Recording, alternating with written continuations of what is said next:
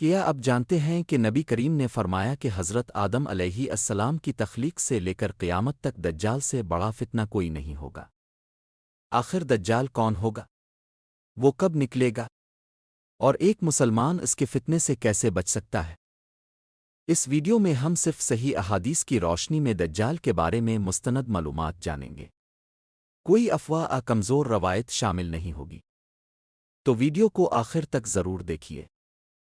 دجال ایک حقیقی انسان ہوگا، کوئی خیالی کردار صرف ایک علامت نہیں۔ نبی کریم نے اس کے بارے میں بہت سی صحیح احادیث میں خبر دی ہے۔ دجال قیامت کی بڑی نشانیوں میں سے ایک ہوگا۔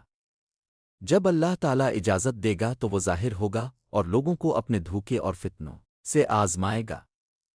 اسی لیے ہر مسلمان کے لیے ضروری ہے کہ وہ دجال کے بارے میں صحیح معلومات حاصل کرے تاکہ وہ اس کے فتنے سے محفوظ رہ سکے۔ نبی کریم نے دجال کی چند واضح نشانیاں بھی بیان فرمائی ہیں۔ دجال ایک آنکھ سے کانا ہوگا اور اس کی دونوں آنکھیں برابر نہیں ہوں گی۔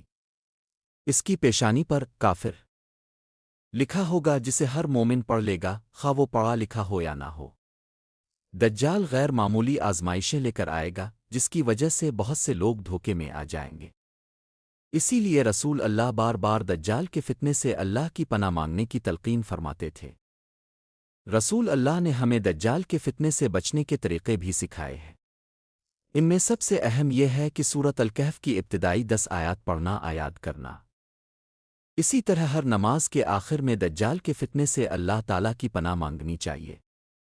اگر دجال کے ظہور کا زمانہ ملے تو حتی الامکان اس کے سامنے جانے سے بچنا چاہیے کیونکہ اس کا فتنہ بہت شدید ہوگا۔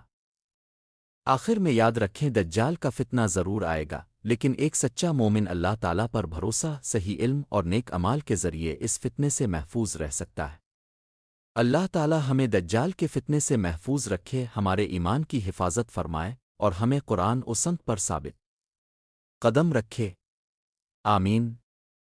اگر آپ کو یہ ویڈیو مفید لگی ہو تو اسے دوسروں تک ضرور پہنچائیں۔